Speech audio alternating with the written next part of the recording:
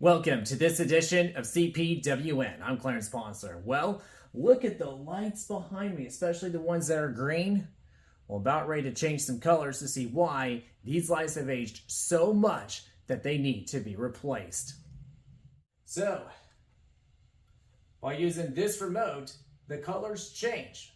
Programmable up to 16 colors. Well, let's change it to blue.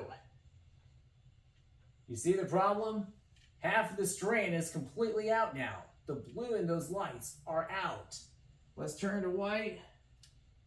Now, we got half the strand on yellow, basically, and the other, what it should be, on white. Let's change it back to red. You can see the red is still there, but when I change it to any variation that involves blue light, half the strand is going to show the wrong color. So this is on aqua. Here's purple.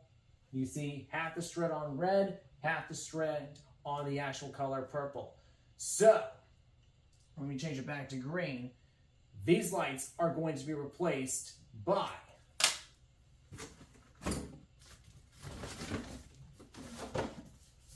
it's in this Amazon box. Stand by.